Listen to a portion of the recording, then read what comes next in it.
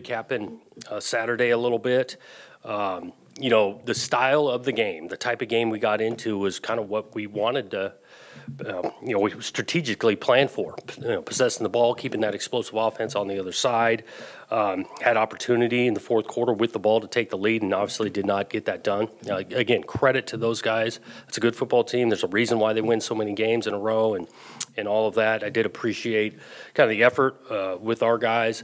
I mean, I'm watching the second half again on tape. We got two true freshmen playing corner.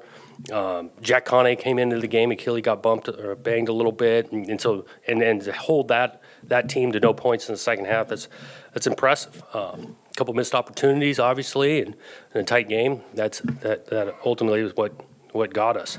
Other thing, just kind of recapping the game, was really cool for me was, you know, recognizing our seniors, the opportunity to stand there and then look into the locker room as they come out and they're introduced, and just thinking about kind of the stories, the dedication they've had, what they've done for this program. Can't thank that group enough. Too long of a list to go through all of them, but that was special for me. Obviously, we would have loved to, for the crowd, how great the crowd was, for those seniors to finish it off a better way, but we didn't. And so you move forward, short week in a big game. Again, rivalry week. We do. Got a bunch of respect for this team. I mean, they're good as well. Depth across the board. Starts with the quarterback, but the running game's as solid as we've seen as well. Explosive receiver play. They're playing big time on defense. Tough environment to play in, all of that. So we got to have a great week of preparing. And it did start today. We had a practice that we just finished up that I think guys responded quickly, right? Short week, back to work, and they were moving around, and it was pretty good. So, questions? There was a picture from senior day of Anthony Gould where he looked like he was pretty emotional when he hugged you. How often do you kind of not lose it, but get pretty emotional during those senior days? Oh, yeah, I got choked up on a couple hugs with those guys. I did. I mean, like I'm saying, the story, Anthony Gould, great one. I mean, what he's done for this program and seeing him grow, be a college graduate, performing like he has, been an awesome teammate and leader. So, and he's not alone. That group had a bunch of them, and this does it. This game means a ton, but also the time spent with these guys, it means a ton. You've got about a 25-year history with this series off and on. What's Oregon State series mean to you? Well, it's been it means a ton. I mean, living it and being in this state for multiple years. There's emotion and pride. You win this game, you get to talk about it for a full year, and so the intensity and the emotions that come with it is a cool thing about college football. Do you feel like this series needs to continue next year? That's not for me to decide. I think that it's been a long history of a series that has been good for the state itself. I think for both programs, and so if it can work out, I think that'd be a good thing. So you don't believe as the head coach you should get involved in whether and help in either making an opinion or helping this thing either move along or not move along? Yeah, we got great leadership here. They know what's best for this university, and it's a complicated issue of deciding and all of that. I support Scott and what this university decides. You've faced a series of top quarterbacks in conference play. Going to continue this week. In what way is Bo different than what you faced on Saturday against Michael? Yeah, I mean, they're similar in ways. They're elite. I mean, those two guys, the seasons they're having, they are elite quarterbacks. You look at Bo's ability to get the ball out quickly, how accurate he is, decision-making, very similar, him and Penix. I mean, their numbers, phenomenal in regards to touchdown-interception ratio, similar. They don't take sacks because the ball comes out. They got a good old line in front of them. So both of them are really, really potent.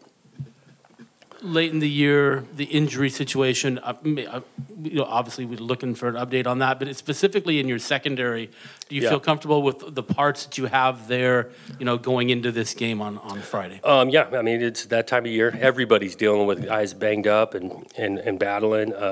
We'll see by the end of the week on Achille coming back. I think Coop came out okay. Like I mentioned, the two true freshmen playing, Jaden Robinson, we're optimistic but not certain by the end of the week.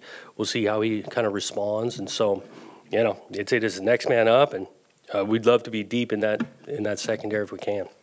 Coach, I'm going to kind of go a little bit of a different direction. Your guys' defense did something to Michael Penix Jr. that hadn't been done all season long. How do you apply what you did to him this past weekend and apply that to Oregon's offense in containing Bo Nix? Right.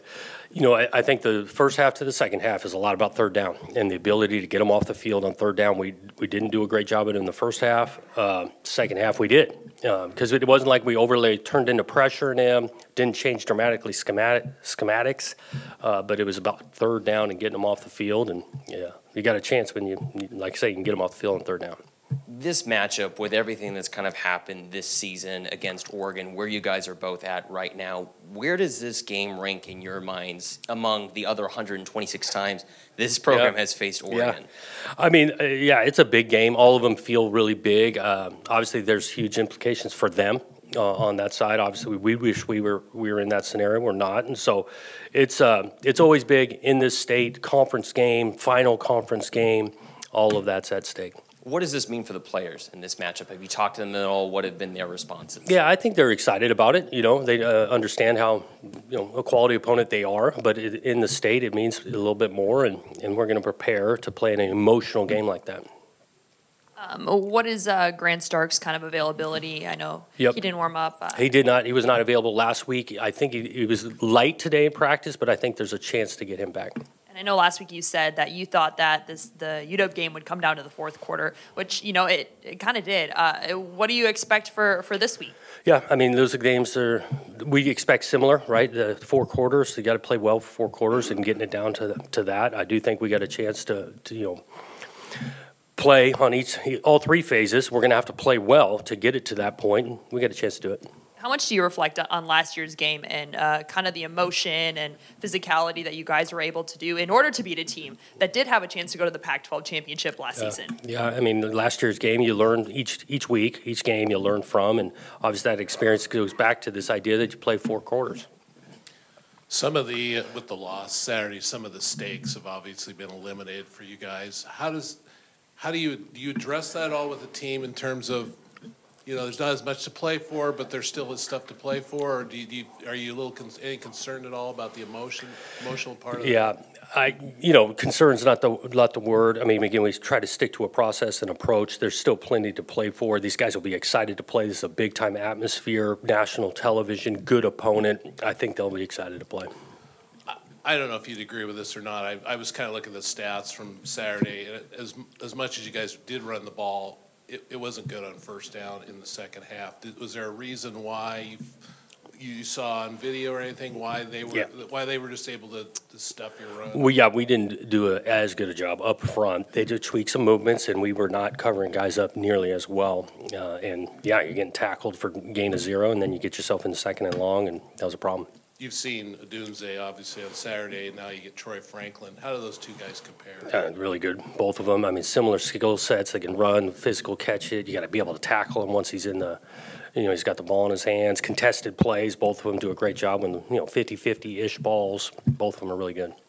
It seems like throughout the season up until this game, Deshaun and Damian have kind of split carries, where it seems like Damian had a little bit more in this past game. Do you see that as kind of the trend moving forward, or does it depend on the matchup? What are you looking at for this week? I think last week Damian just got a hot hand. I mean, this guy was running physical and all of that, and so that's where that went and lent to him getting more carries. Some of the possession count was down, and again, we wanted to create a game like that where the possessions were less and all of that, but Damian got the hot hand, and we wanted to keep rolling with it.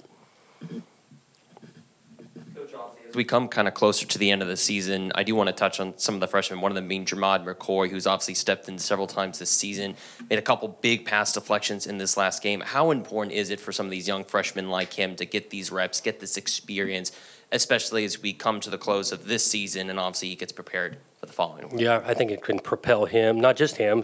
We got some other freshmen playing, but he has played. For a true freshman in this conference, where you're playing big-time quarterbacks and receivers, he's done really well. He's played for a while now, and we're counting on him really not to play like a true freshman anymore, which he did last week. I mean, the guy was lights out, and Andre Jordan's on the other side for him in the second half. Both those guys have bright, bright futures. Jonathan, did you get clarification on the personal foul on Jeremiah Noga? Just in the moment, and they saw it the way they saw it. I don't know how they saw it that way, but that's what they told me. Okay. Since we probably won't see you much until you know, Friday, do you meet with the players starting Monday? Yeah, that'll be the plan, you know, so just because right now we'll play Friday, weekend will be off, and then start getting with these guys individually on Monday with position coaches and things. Is that typically how you would do it, or is that because of this Yeah, year? and actually the NCAA, I think, did a good job in the recruiting calendar now, is that they got 4 days that's described as dead, so the coaches can't go out and recruit to be able to sit and, you know, evaluate and digest with your roster.